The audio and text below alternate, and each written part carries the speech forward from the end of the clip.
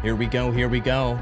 Bringing it in for Illuva Talks. You know that's right. It is some spicy times right now in the crypto industry, the GameFi industry. Hey everybody, my name's Andrew Wall, host and executive producer at Illuvium.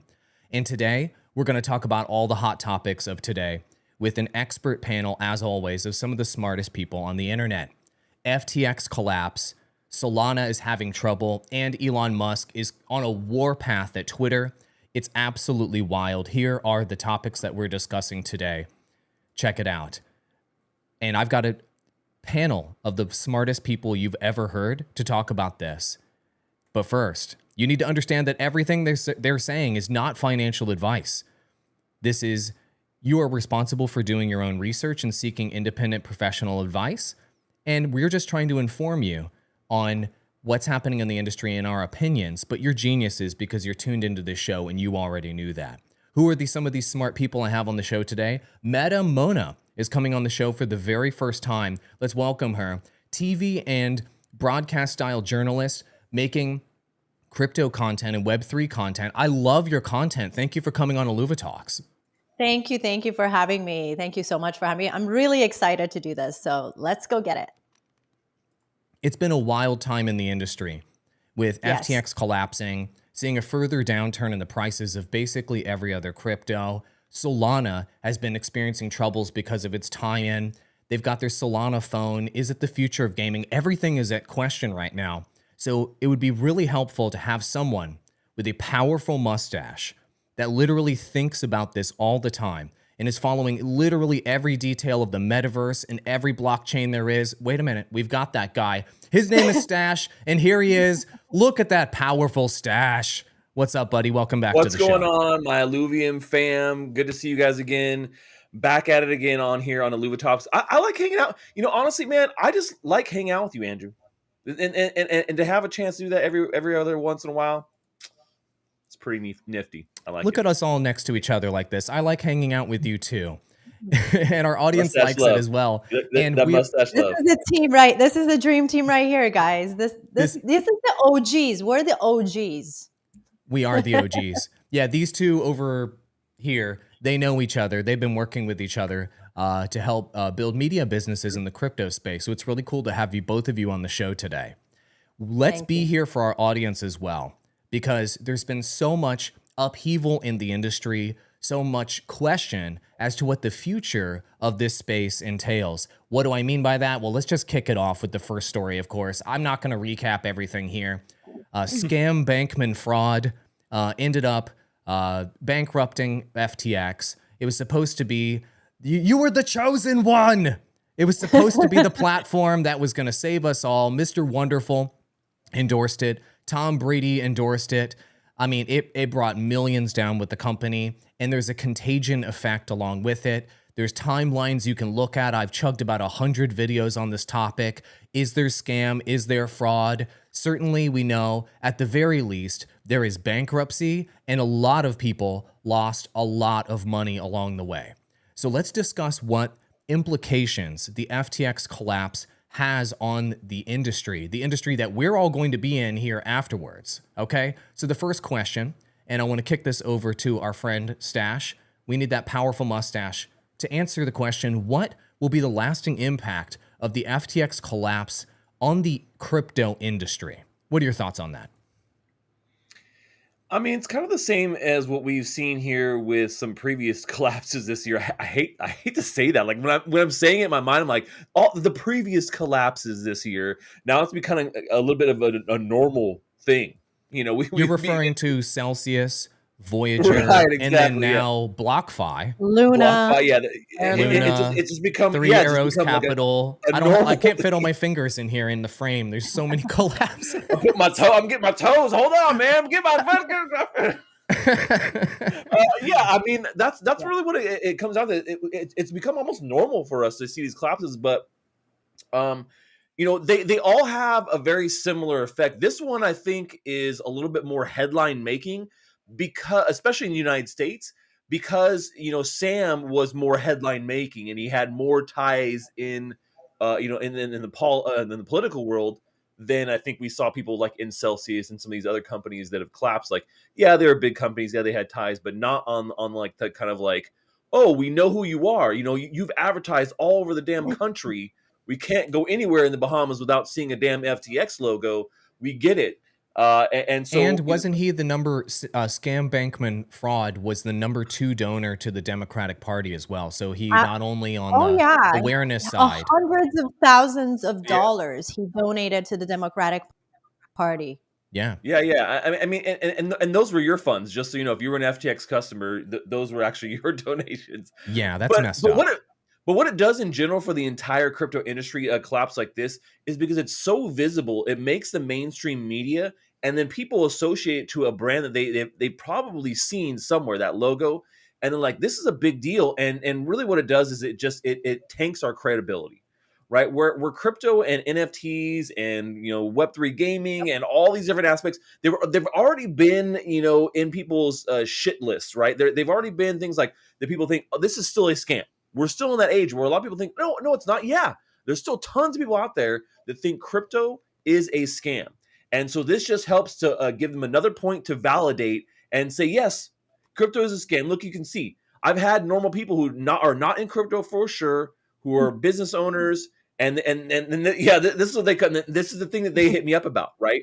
Every once in a while, there's something that hits the mainstream, and people who are not crypto contact me or say something about this, and they're like, "Oh, did you see about that FTX stuff?"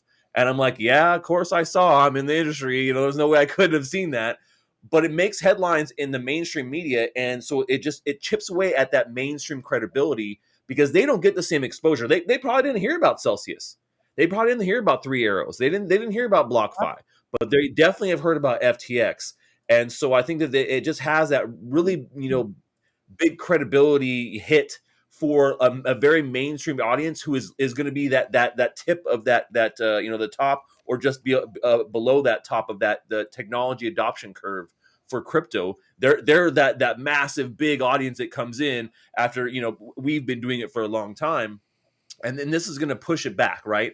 So it does that. That's for on the consumer side, and then B, on the side of like government and regulation, which is maybe this is what it was structured to do.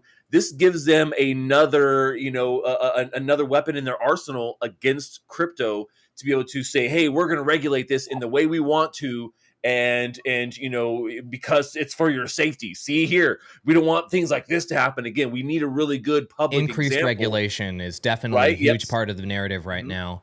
And huge. Yep. I mean, you got to ask the question, and I'll bring this up and I'll kick this over to MetaMona. With all of this happening, the everyday person seeing the fallout that Stash is talking about and seeing the loss of credibility of the FTX brand, is a regulation a good thing for the industry now? Does this prove that we need a lot more regulation right now? Or is this going to potentially lead to way more stringent regulation than we would have needed had FTX not collapsed?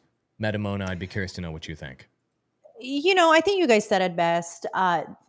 We've had a lot of examples in the past, right? But people didn't know who Luna or Terra or Celsius were, right? But for the first time ever, the world is watching this and they can recognize. You know why they can't recognize? Because what he did is what our banks do in a way, right?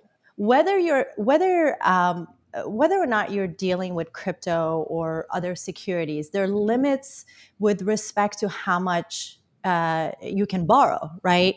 Our banks do this on a daily basis, but the issue becomes how much do you leverage clients' funds?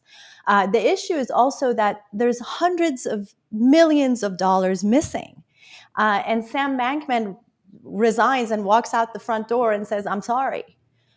This is definitely a criminal case, right? I'm sorry. The I'm sorry tweet didn't do walked it out for you? walked out the front door, but then went back in the digital back door and stole all the money back. He's like, suckers, I got you. Thank you, DeFi, cha-ching. Now, allegedly, if this is not a criminal case, yes, allegedly, right? I'm just allegedly. But if this is not a criminal case, I don't know what is. Because in any other case, had anybody else done this in a centralized setting, they would be dragged out of their front door with handcuffs, right? That's true.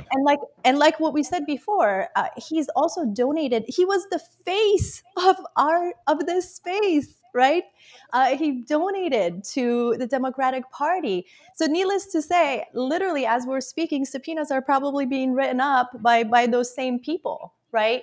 But at the end of the day, we're going to pay the consequences of SBF's action. There's no doubt about it. Whether it's regulations, absolutely, yes, there will be regulations, and they're going to use this against us 100%. But what I hope is that I really hope that we've officially cleaned house. Can this be the end of it? Can we just say that we cleaned house? Moving forward, can we only have the smartest in the room and those who actually have the correct financial infrastructure that will lead us to a decentralized finance? That is my hope out of all of this, whatever it takes. I don't know if we have cleaned house yet. I mean, because following the FTX bankruptcy, we obviously saw BlockFi with their bankruptcy, and obviously there was some question around Crypto.com, and so far Crypto.com looks like it is okay, and it's not going bankrupt yet. We'll see what happens, but there appears to be risk of contagion. Let's say, at least that's the talking point. Is what is the contagion effect? Have we seen all of that play out yet? And I'll be honest with you. Some people on Twitter and what have you are saying, I don't know anyone that was impacted by this. I want all of you to know I was. So I currently have $25,000 on FTX US derivatives. I finally got my wire transfer through, and I might be able to get my funds off of there because that one was the only entity in FTX that did not go bankrupt. So, and Andrew, to your smart point, people like me, I was doing options trading with my crypto because I think I'm smart. Even smart people like me that know not my keys, not my crypto and all of that, I did put some of my money at risk by putting it on the exchanges.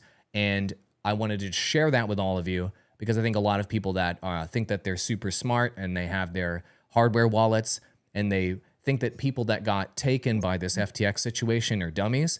Maybe I'm a dummy, but I did put some of my money at risk by having it on the exchanges, and I'm being impacted by this. And there's potential for crypto contagion. Go ahead, MetaMona. No, I was just going to say, to add to what you said, let's not forget, what do you mean nobody's been affected? And I know we're going to talk about this, but anyone that's affiliated with the Solana ecosystem, they're affected. We'll talk about that. We'll talk about that coming up next. No, I agree with that. Solana, goes hand in hand with FTX. Those two brands are kind of really tied into each other. So really quick, before we go into the Solana tie-in and the Solana problems, and there's been some question about Solana's survival even with this FTX collapse. What should Web3 gamers and folks in the space right here learn as their lessons to learn from the FTX bankruptcy? Stash, I'll kick it over to you. What are the things that if you want gamers to remember these couple things, what are they post FTX collapse? Self-custody. That's simple, man. I mean, that it's literally one of the best tenets about crypto and NFTs, and simultaneously the worst element about crypto and NFTs, because it's so difficult to learn. Well, okay, so there's been times where it's been difficult, yes, but now it's become very easy. In my opinion, in comparison. And I think it's getting easier and easier every day. So to say, oh, it's so difficult to do this, it's not necessarily the actual physical task of doing it is difficult. It's the mental task, right?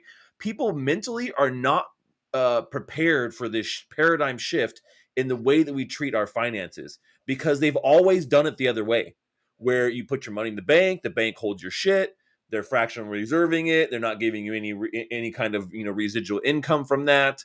They make a ton of money, you get nothing but crumbs.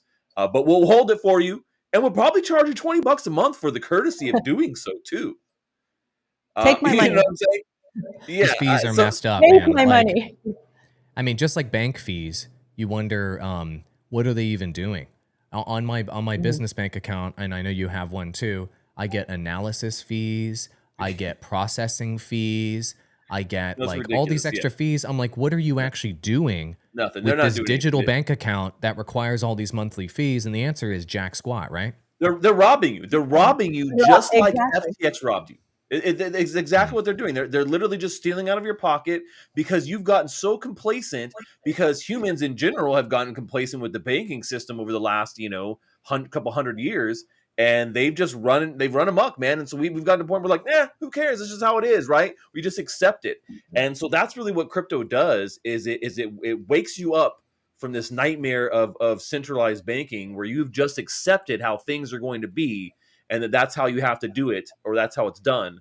But crypto allows you to get away from that. So the big takeaway, and we've seen this, and people are understanding this, is that you need to be self-custodying your crypto and NFTs. Do not leave it on exchanges. Do not leave it with third-party services, because it is going to be at risk.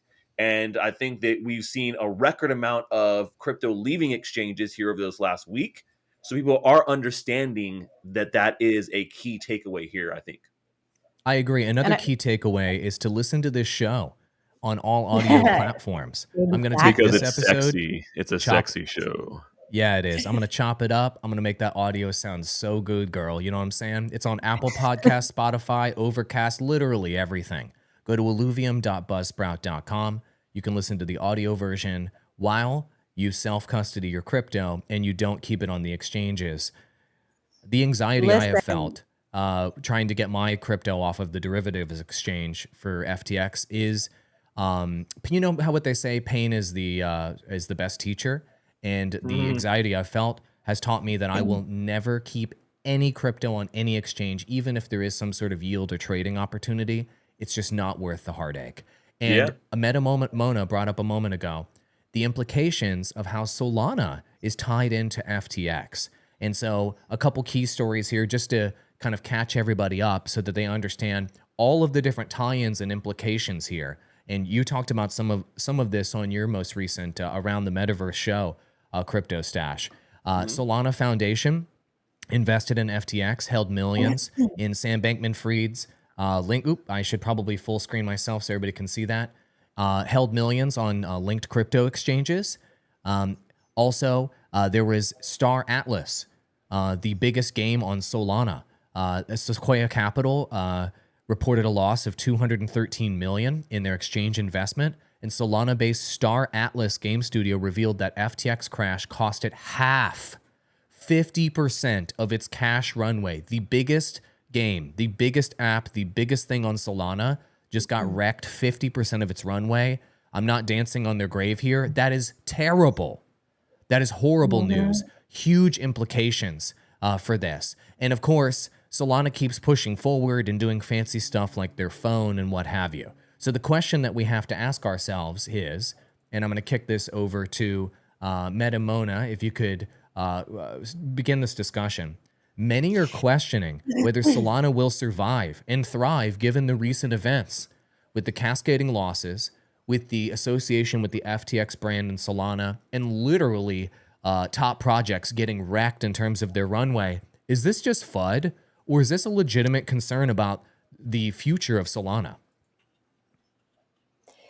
I think I'm going to take us back a little bit on this one, because what really stinks about this for Solana is that Solana just finished an incredible event in Lisbon. Over 13,000 people showed up to this event at Breakpoint events. So before we talk about is Solana going to make it or not, I think it's fair to first talk about what Solana has been building in the past year. And that's what really happened at this. A lot of alphas that were dropped here. So if I may, I just want to briefly highlight, because I want to bring value first, right? If you don't mind, I just want to briefly talk about some of the alpha that was dropped at this event from Solana NFTs on Instagram with Phantom, the ASICs debuting the physical Solana shoes, to over 40 games and studios and their wares that were presented there. The World Cup integration just before the biggest soccer event that's happening next week. They had Beeple and his collaboration for a 3D NFT experience. Render Network and their partnership with Microsoft and Google was announced. And let's not forget the whole financial front side of this, Circle and their USDC support for the Euro on Solana, Helium moving to Solana and extending their mobile niche network. And these are just to name a few. So did a bomb go off right after Solana announced to the world what they've been working on for a whole year? Yes, absolutely. Is this the end of Solana? My opinion, I'm gonna say no. And I'm gonna say no because I think what we saw in Lisbon was the strength of this decentralized community that Solana is, and the community that has momentum, because that's what they really showed. They showed their momentum. And if they have momentum, listen, there is cost to building on the bleeding edge. This is a bleeding edge. People are going to get taken out, right? But if you have a momentum, which I feel like that's what Lisbon demonstrated to the world, I think they have a chance. So I'm going to leave it at that. Okay, got it. So you feel that all of the developer activity, the major partnerships, and what have you that are happening on Solana are strong enough to carry through this extremely bearish and terrible news of the FTX collapse. Like, you think the fundamentals are there, the building is there, the developers are there. Is that a fair summary of what you're what you mean by that? Yeah, absolutely. Listen, this sucks. They're gonna feel this. I think the world is feeling this. But they're active. They're building. Is everything that they're working on is gonna flourish? No, absolutely not. But they're active, and I think that's their saving grace. That's where I will leave it. Got it. So, this is not an investment advice show. God, I hate investment or investor predictions and what have you. No. But one thing I have noticed is that obviously investor confidence in Solana versus something like Ethereum is significantly lower. Solana has fallen considerably more this year than ETH. With all that developer activity, investors aren't feeling confident here. And obviously there was a small drop that happened right after the FTX bomb went off. So do you think... Rightfully so. Rightfully so. So, but it sounds like you believe that Solana can recover here. So let me ask you, are these sort of new technologies or different technologies, such as like Solana phone, for example, going to be something that help differentiate Solana in the future, creating a hardware platform for the Solana blockchain? I want to know your opinion on this, Stash. Is everybody in the future going to have a Solana phone? And are they going to be playing games or a crypto phone? And are they going to be playing games on one of these kind of Web3 devices? Is this something that could be bullish for Solana? There's no ETH phone right now, for example. I'd be curious to know your thoughts on that. Well, they've tried to do some phones before, and so when you talk about ETH phones, and they just don't work, man. I don't think that a Solana phone is going to work. I don't think that we've seen it work in the past, and I think it's just too soon right now for it to work right now. You talk about who's going to buy this phone over an iPhone or a Samsung. I mean, maybe some crypto bros who are really into Solana. I'm struggling. Like anybody else, I don't know, man. I mean, so to me, I think that a hardware device is the wrong way to go. Now, what I do think would be bullish and something that I would love to see more than anything is really a blockchain as a service platform that is going to compete with Android and iOS as a mobile operating platform with a decentralized app store that is not gated by a centralized third-party company like Google Play or Apple itself. Yeah, well, Solana phone is obviously not that, right? Solana phone is just a vanilla Android operating system that does have the unique functionality of being able to store your crypto keys on the processor, and supposedly that's more secure than storing it on the software layer, supposedly. It's a seed wallet or seed vault. It's a seed vault they have, right? It's just a fancy hardware wallet, man, is what it comes down to. Yeah. So it turns your phone into a hardware wallet. It's a fancy hardware wallet. Oh, great. Okay. Yeah, but you know what though? Go ahead. Stash, I want to ask you a question. Remember what was that big clunky cell phone that came out like back in the AOL days when cell phones first came out? That thing was like this big, right? Would we say that wouldn't have worked at the time too? And the reason I say that is because if you think, No. There's a huge difference between those things. But go ahead. Yeah, I'll tell you in a second. Go ahead. But no, I completely agree with you because I think this is just an Android phone with a crypto feature, right? So it's essentially a phone for crypto enthusiasts. There's nothing really special about it. But this is how I like to look at it. If this is the first attempt, right, to introduce cryptocurrency or digital currency integration into mobile phones, first time ever, how else would we do it?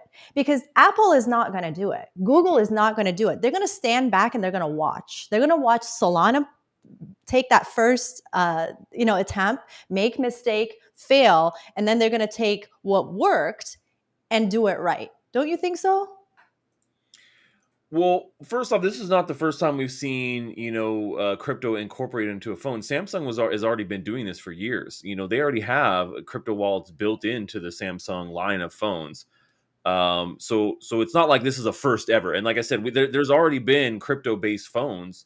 I think it's Sirin Labs was the company that came out with the Finny phone, which was launched a couple of years ago. But like I said, to me, it doesn't add anything additional to a regular phone that would make me choose this one as a normal consumer over a flagship phone like an iPhone or a Galaxy, right? So I mean, I don't see that as being really anything that's going to be super useful that people really are going to use. There's nothing additional here that it gives me. Like I said, maybe some crypto bros will use it, but that's about all. Seeing a company like Samsung incorporating a blockchain wallet into their line of phones and a keystroke store where you can store your keys as well in their phone.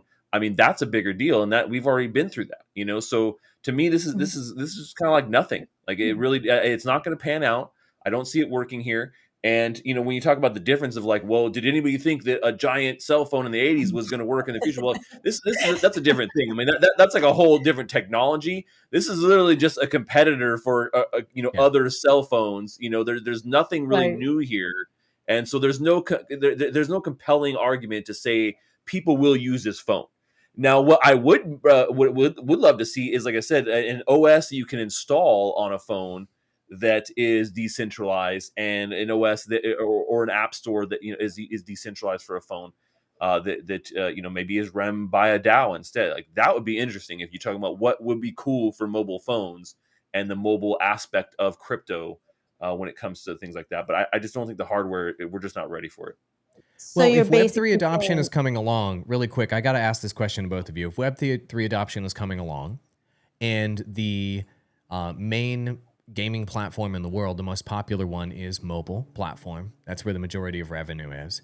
So presumably the Web3 gaming space will be primarily on mobile in the near future. Then doesn't it follow that phones in the future will need to have some sort of hardware wallet or what have you functionality to secure digital assets properly for the gamers of the future? And so maybe Solana's mobile phone is a nothing burger, but perhaps that hardware wallet technology built into the phone is the innovation here. And that's exactly what I'm talking about. Yes. That's my point. It's already been done. It's not an innovation here. And I like I said, I don't think it's not a hard thing to do either with a phone. And so, it's like, great, Solana's going to do it with this phone, but no one's going to buy it. And then iPhone and Samsung Galaxy, they'll just include it eventually too. I mean, you know what I'm saying? It doesn't have a big enough appeal to topple the big brands that everyone is buying anyways, So to us, it's like, oh, that's super cool. We're a very small demographic of people out there, and I can guarantee everyone watching right now, and MetaMona and Andrew and myself, none of us are going to buy this Solana phone and use it and replace our current phones that we have right now. Absolutely not. Absolutely. Unless Elon comes out with a super phone with his super app, then maybe we can do Twitter, Even social then, media. I would be hesitant to trust Elon and his X.com super phone phone. with his super. Like, I don't know, man. X, And then yes. I like Elon, but I like Elon as well. Okay, then final question here on the whole Solana thing, in the whole phone thing. So perhaps this technology is ordinary, let's say, and maybe there will be extra crypto stuff that will be in the phones of the future, and maybe the Solana phone works out, maybe it doesn't. Do we see folks gaming more on a crypto phone or more on AR, VR glasses and goggles in the future? Where do you think the adoption of the Web3 aspects of gaming are going to come from? Is it going to come from mobile devices, VR headsets, or AR glasses, or obviously some combination of all three? I'd be curious to know what you think, because what the platforms of tomorrow are in Web3 are critically important for developers to understand. What type of experiences are you going to make? There's a huge difference between making a mobile game versus a virtual reality game versus an augmented reality game. Those are three completely different formats to make a game. So the hardware future seems unknown, right? What are your thoughts on that, guys? go ahead, Meta. I mean, I think Stash is really good with this stuff because he's in deep into gaming. But I agree with you, Andrew, because gaming and mobile is there. You know what I mean? There's I don't want to say less work to be done, but we're halfway. I feel like we're there. The augmented reality, we have a lot of work to do. We have a lot of advancements that still need to be made, and it's super expensive too. And I feel like the first or second step can be taken in mobile. And I'll throw it over to Stash because I know he will have a lot to say on this. What you got, man? Yeah, I mean, I think that when you talk about what is going to be the thing that the device that people use for Web3 enabled everything, whether it's games or internet or whatever, what will be? It's going to be mobile, obviously, here in the immediate future. So timescale is really what you want to look at. Like, well, but when will that be different? And I think that Web3 has a lot of solutions for some of the problems we see in traditional finance and some other areas out there, right? Like, a lot of areas out there in life, but we're just not at the point where anything beyond mobile would make sense. Like, VR and AR are great, they're awesome, but they're still super fringe right now. When you talk about crypto being fringe, I think there's probably more people who have played VR and own a VR headset and are into VR than there are into crypto. I mean, that I don't know about it's around the same. Like, it's one of those things where just like people know about it. People have heard of VR. They see it around. It's in the mall when they go somewhere. You play VR games, but it's still not mainstream enough. And so I think that the mobile phone will continue to dominate here for quite some time. The hardware has been a huge problem when it comes to these, pushing these platforms forward, right? When we talk about, any technology, we can create badass games that look amazing, right? Video games that are almost photorealistic, just like you see in movies. But the problem is the hardware can't run it, right? We could literally do some shit like that, but the hardware cannot run it. And so that's kind of the problem is we're always in technologies, we're always limited by the hardware side of things. The software moves very fast. And so crypto as a software is moving very fast and the hardware cannot keep up with that. So I think that mobile gaming has dominated, and we'll continue to see more and more people playing mobile games that are NFT enabled and have a seamless experience that is built into their phone, whether that's through the browser or through the app that they're playing that just kind of connects through the internet. Like, we're already seeing right now with a lot of these games that are using NFTs to validate that you can play the game. Basically you're going into their app or whatever, and then you log in through the app, and then the app says, okay, cool, let's go to the website, and then you're going to log into your wallet here, and we're going to verify you hold this NFT so you can actually get access to the game. And so then it takes you basically to a browser window to do that, and then kicks you back to the app and says, okay, yep, we verify this guy has the NFT in his wallet, send him on and let him play this game.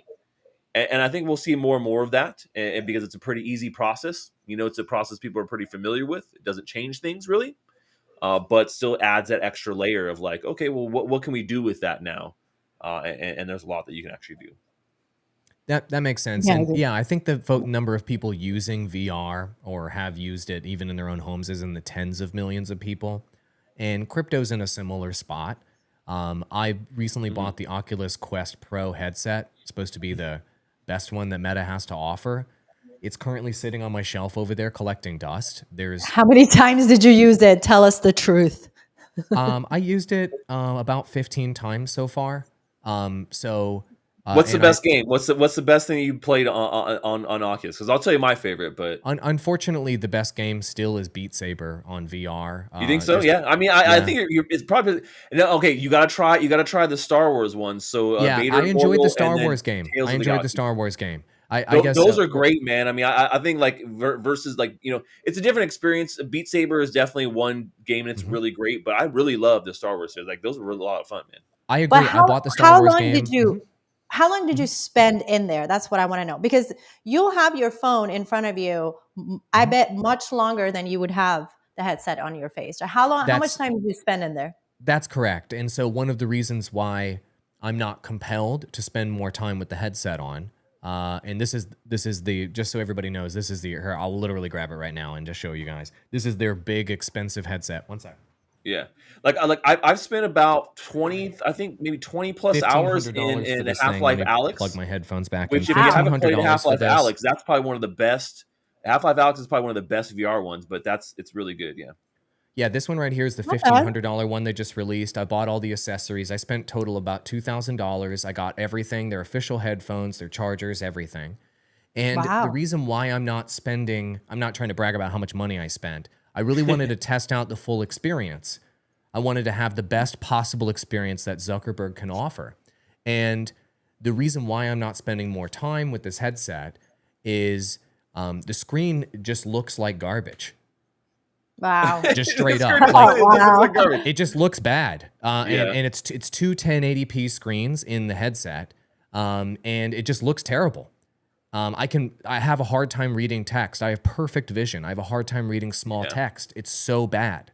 And so that doesn't mean that they did a bad job designing this headset. That doesn't mean that this is a bad piece of hardware. I think it's a beautifully designed S-tier piece of hardware based on 2022 technology. They killed it. It's so well balanced. It's so beautiful. It's so high quality. They thought through the experience on every level. It's just gorgeous. The experience is fantastic, except for the screens are bad. There's not enough processing power to have high quality games. And there's almost no games that are good. So there's these huge missing components to VR right now. And so the best that VR has to offer is really, truly not very good. Now, I know that there are much better headsets out there in the thousands of dollars that have 4K screens and can play much higher fidelity VR experiences. But what this really showed me, if this is the best that Meta has to offer, spending $10 billion per year on development, it means that we're probably about 10 years out from mainstream adoption. Yes, at indeed. least. And that, 10 years at least. Absolutely. I feel why like even with this gorgeous $1,500 headset, I'm the guy right now with the giant cell phone next to me. Like this is we're in that moment right now with cell phones and VR. You can take that skiing this year. Yeah. I could take it skiing. And this is small compared to their other ones. And it's It is. beautiful. Yeah, I have an Oculus Quest, just an original Quest, and not even the Quest 2. And it's big, it's bulky, it's heavy. You can't really keep it on for that long. I would say like my limit for playing VR is probably an hour and a half. Is really the longest I would want to go. It does. Yeah. It starts to hurt around your eyes and your face, and starts to be heavy in your head.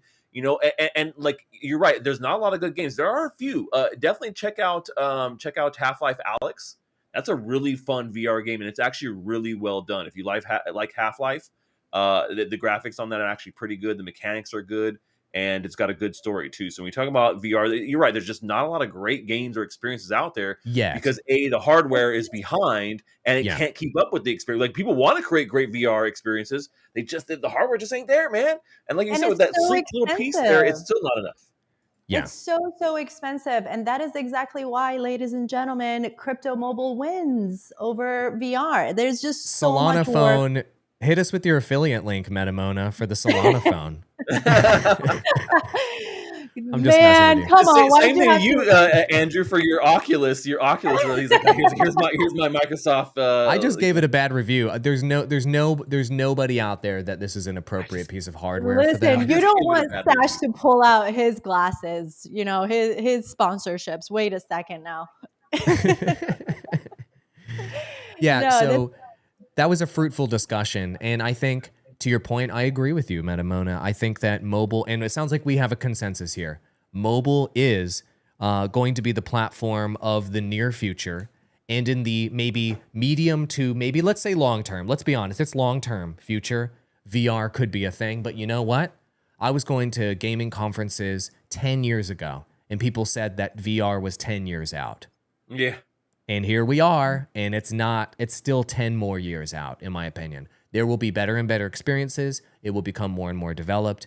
But, as a player like Illuvium or some other entity developing in the space, does it make sense to allocate your resources toward VR and AR right now? I would say absolutely not. It makes sense to allocate resources toward widescreen and vertical experiences on mobile, desktop, and console. Great. Let's move on to our next topic. And you were trying... MetaMona, you are like wingman over here, a wing woman for me, like trying to transition me into the next topic. Yeah, I know. Like, I've seen that. I see what she's doing. She's too. trying very Well hard to done, follow the well done. script I shared and everything. No, Like you're like the best guest ever. Sometimes this is what happens when you bring a reporter on the show. You're always thinking like, I've got to help with the show flow. So there's a bunch of changes that your boy, not really your boy, but let's pretend he's your boy, Elon Musk has been making to Twitter. And obviously Twitter is the town square for all of us to discuss the crypto, NFT, and gaming space. I'm not going to go over all of the changes he's made, but he's made a lot of major changes to the platform, including the largest changes, of course, are firing 2/3 of the staff, canning the executive team, and basically gutting the company. Reports of people and Elon confirming anyone that says anything bad about Elon on the internal Slack, he just fires them. He basically is trying to get rid of anyone that disagrees with him on any level, has any bad blood, and is basically anyone that could oppose him implementing change into Twitter, cutting out all of that, which appears to be 2/3 of the company, and then the remaining third will be there to rebuild from the ashes of Twitter. The other major change that we saw him roll out immediately was the $8 subscription service to get that little check mark, of course, next to your profile, which had its issues. And Elon has been constantly talking about how he is looking to maybe integrate a payment system into the platform. And of course, the Twitter Blue subscription was part of that future where he's finding new ways to monetize Twitter that don't involve them being entirely dependent on advertisers for all of their revenue. If they can get more subscription revenue, if they can get more transactional revenue, then they don't have to design their algorithm to feed these toxic conversations that are happening on Twitter. Instead, it can just be more about sharing ideas with each other in an honest and open town hall sort of way. That's the idea, but there's been lots of drama and lots of issues along the way. So let's discuss how this impacts us and impacts us in our space. So the first question is Elon Musk doing a good job, in your opinion? And I'll start with MetaMona. Is Elon Musk doing a good job managing Twitter since he took over? If not, what could he be doing better? Elon, sweetie, you're doing great. I'm just kidding. No, my boy, my boy Elon, guys, he's working hard. It's like, what is it? 2 weeks into the job? What is it? 3 weeks, 2 weeks? I don't know. Listen, it's tough, man, to build the world's everything super app or whatever it is. He wants to bring, he's taking a lot. X.com. X.com, exactly. I just actually read, it was like yesterday's headline or something. He said he is working day and night. He said that. He said, I've taken on way more than I could handle. I'm like, cry me a river. You have enough money to get hundreds of teams to work on different areas than Twitter. What are you talking about? But he wants to bring it's very clear what he's doing, and he said it. He's wanting to create WeChat, right? The US version of WeChat. He wants to bring chat, social, networking, payments, shopping, gaming, all of it into one app, right? But here's the thing too, though. Let's and I don't know if we should talk about WeChat for a second, but what I do know about WeChat is that WeChat's success heavily depended on the regulatory environment that allowed WeChat to integrate thousands of mini apps under its umbrella. We can't do that in the US. Don't want to bring up a new topic, but he's not going to be able to do that if that's what he's trying to do, and he's been very vocal about it. I think regulators will have a lot to say about what he's trying to build. So, is he doing a great job? I mean, I don't think it's too. I think it's too soon to say. Because I think he's just building the foundation to build this like super app of social and commerce, and that is a huge undertaking. So I'm eager to hear what Stash has to say about that. Yeah, I mean, obviously there's the long-term vision that Elon has presented of a X.com type of thing that's the everything app. Stash, what do you think? Do you think he's doing a good job? He's making the right moves with Twitter today? And do you think that he could improve in terms of how he's managing Twitter so far? Man, first off, people don't like everything apps. They want an app just for one thing. And Twitter does what it does, and it does it pretty well. But the thing is that I think Elon actually is doing an exceptional job, and exactly what you should do in this situation. If you're this big swinging, thing coming through, usually I'm pretty unfiltered, man. But like on other people's shows and shit, I don't really know which direction to go sometimes. But if you're coming through like this, and you're like, hey, I just bought out, this company. I'm gonna be this, I'm gonna be making some changes. People are going to put a target on your back. Like, that's going to put a target on your back. So I think coming through and doing what Twitter really needs, which is a cleaning of house, it really needed it. I think there was a ton of bloat at Twitter. I think that's why things weren't getting done. You start to see some lackadaisical work. They're getting fat and lazy, and that's what happened. And Elon saw this, and he went through and was just like, nope, cutting all the time, all the meal tickets, cut all the meal tickets for these lazy fools. And that's why he fired a lot of these people, right? Because I think that's what was happening. I think there was a lot of people suckling at the little teat of the tweet teats, and he saw that and was like, nope, sink no more money into this. We're done, and decided to just literally rip the sinks from the bathrooms because Elon does his things in his own way. I think that's why people respect him, but also hate him at the same time, is because he kind of does things in his own way. So I think he's actually I think this is exactly what you would do in the situation. I think he's doing a good job so far. I think clearly probably some of the stuff he'll do, in the future is, going to be highly scrutinized just because of who he is. But will it ultimately be better changes for Twitter? I think Twitter needed some changes. They needed some shakeup. Jack wasn't doing it. He wasn't feeling it anymore. I think that having somebody else that is and sees a greater vision is going to be better for this type of platform and for its future.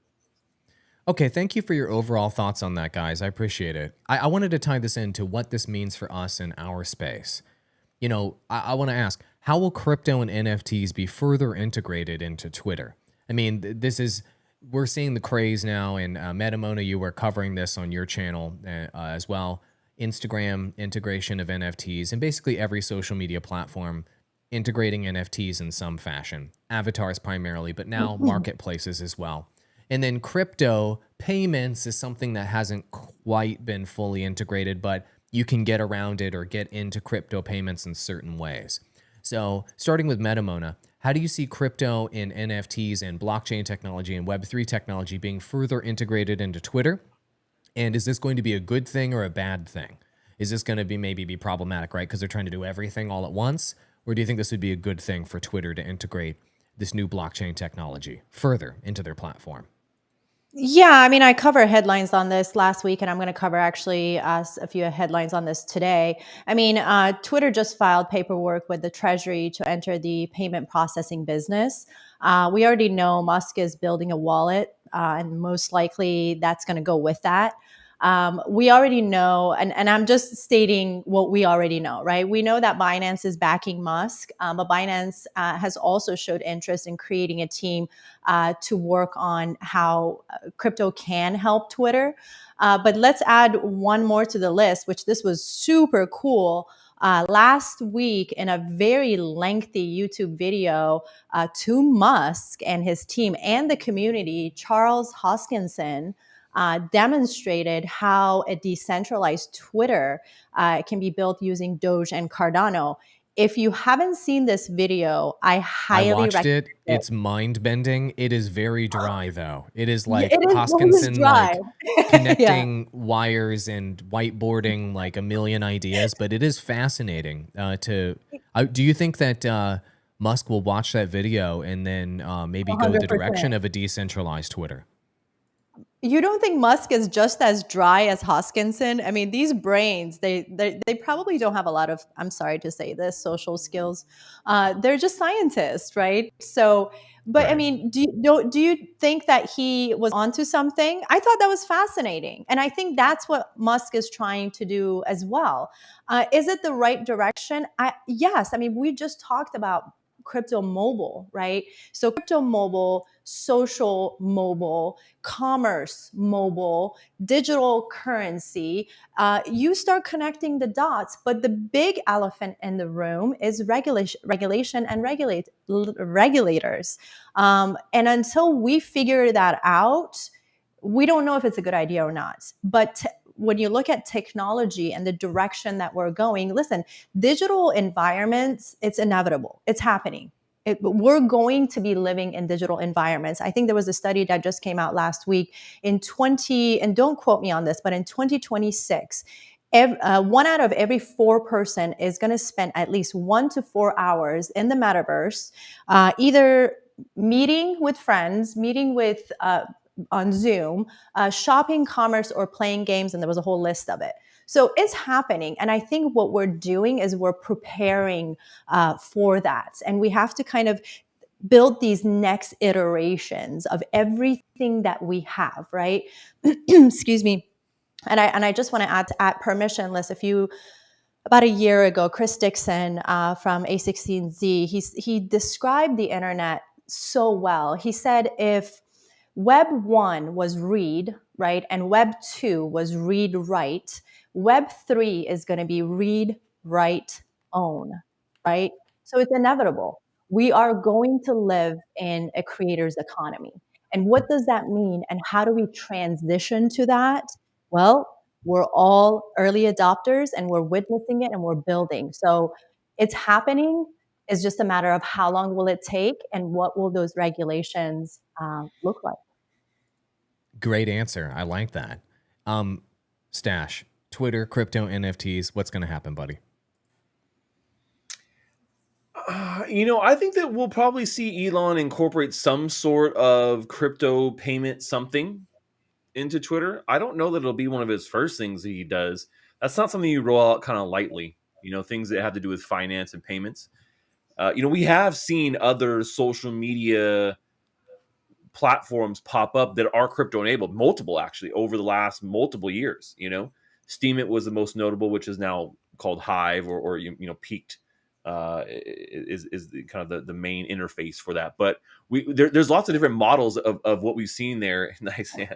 Of what we've seen there, with all the different platforms that we've seen pop up. So is it possible? Yeah, we've already been doing it. We've already been testing it and trialing it and erroring it here. So I think maybe there could be some lessons learned by Elon if that's truly the way he wanted to go. But I mean, what features are we really going to roll out for Twitter? Like, do NFTs make sense? Probably. I mean, we've already seen that roll out, right? Where you're connecting your NFT to your profile. So like, they're open to it. They were open to it before Elon took over. So will they continue to be open to adding these features? Yes. I don't know how crazy, life changing they'll be on Twitter, but they may be cool little additions. I don't think it'll be much beyond that. Simple stuff. Got it. I'll quickly share my opinion and then we need to end the show. So I think that Twitter, to your point, they partnered with Binance. Elon's developing a wallet. I think that Twitter is going to position itself as a great platform to verify your identity. through a monthly subscription that you have to pay, and then having verifiable identity NFTs in the future integrated in the platform. And then it'll make for a great platform for effective microtransactions on the blockchain. And so if you're logging into video games of the future, you're paying at various vendors and what have you, using Twitter as a way to log in or to verify or to tap and pay with your verified ID that you're paying a monthly subscription for, with blockchain wallet integration, all in a Twitter app. I think all of that makes sense. And I think that Twitter could be successful with those functionalities. What I don't want to see with Twitter is them try to become the everything app, because that's what Facebook is, right? And Facebook is a hot mess. Facebook as a platform, just trying to navigate the menus. It's its own level 10 super boss that you can't defeat without a party of 50 people with legendary gear. Like, it's ridiculous how many things they've tried to shove into that platform. But I think that those are the things that Twitter can do really well. Be the town hall and the conversation that everybody has. Make people pay money every single month to be there. That weeds out the riffraff. Have verifiable identity. Once digital IDs become mainstream, it's already mainstream in Australia, by the way. Everybody in Australia has a digital ID on their phone. That will roll out globally. And then lastly, microtransaction payments. Twitter's in the zone, man. Elon will easily exceed his valuation he bought the company for if he can just do those basic features. Not a small task, but I think he can pull it off. Shoot, he's built the biggest rockets and he's going to blast them off to Mars. So I'm pretty sure he can pull that off. MetaMona. I agree. Yes. People that are not already familiar with you, can they find you on the internet, and why would they follow you on the internet? Well, Metaverse Express on YouTube and Metaverse Express on Twitter, guys. And again, I try to bring in a different perspective. I try to come from the news angle. So if you want to get your top headlines in Web3 and the Metaverse, I put out about 4-minute, 6 headline once a week. Interview with Kieran Warwick as well, right? Yes, that was an amazing, amazing interview. What an awesome guy. And it's crazy because when I researched crypto, I researched it on my own. I was reading white papers, right? But to sit with founders, and I try to do that every other week. So once a week, I do a newscast, and then I do a deep dive with a founder, and to just have the opportunity to bring that information to the community, because when we did crypto, nobody did that for us. We had to read white papers, guys. Now we get to bring those founders. Reading sucks. Reading and white paper. Have you guys read a white paper, viewers? Please let me know. Where's dark mode? How come it's on dark paper? No, seriously. And now we get to hear it from the horse's mouth, right? And that's what I try to do. I am the facilitator of information between founders, experts. God knows how much Stash has taught me in this, just coming into this space. So, we're just surrounded by people that love the industry. They have knowledge. And what I try to do is to bring those people to the channel and just, facilitate information that they need to know in order to make those decisions for themselves about what is being built and where's the value, where are the risks, and whether they should invest or not. Love it. And what I like about MetaMona's content, all the top headlines in the crypto, metaverse, NFT space in 4 to 5 minutes in a really succinct TV style format. I haven't seen anybody do that on the internet before. Really killer content. Thank you for coming on the show. I want you back. Stash, I've seen your mustache on the internet somewhere. So where can people find you? Yeah, I'm at CryptoStache anywhere you want to be. YouTube, Twitter, Instagram, TikTok, whatever your flavor is. Obviously I'm putting out videos every week on NFTs and gaming, really focusing on obviously the gameplay stuff. So if you guys want to know what's going on with the latest games across the industry, my channel is the place to be. It's a wide breadth of content. We have a lot of fun too on Thursdays as well. We're doing a lot of fun. As you guys can see, I'm here at Secret Agent headquarters, and Top Secret Thursdays are a lot of fun, and I would invite you guys to come check it out. If you've never seen one of my streams, Thursdays is the day to be. Around the metaverse too. Stashes around the metaverse is so much fun. Yeah, around the metaverse is great. That's like the contrast of the two different sides of Stash. So Mondays around the metaverse is like we get people together and kind of do a show like a little bit similar to this, and then Thursdays is like the gaming side. So whichever side you like, we got you covered. Yep, and Illuvium has been a proud sponsor of that show in the past, so that's a good show. Thank you so much for joining great. me both. I want you both to use my booking link and book for a future episode because I loved having both of you here. I am now going to boot you out, though, sadly. Thank you for joining. Always. Goodbye for now, because we're going to be back once again with Illuva Talk, same time every single week, as well as Illuvium Showcase here on all of Illuvium's avenues. I promise you in every episode that you'll learn at least 2 new things in this episode. I guarantee you learned at least 2 new things today. If you didn't, I'll give you your money back. I'll leave you with a little bit of Illuvium soundtrack music, and we'll end this episode. Thank you so much for watching, and stay safe out there. Not your keys, not your crypto.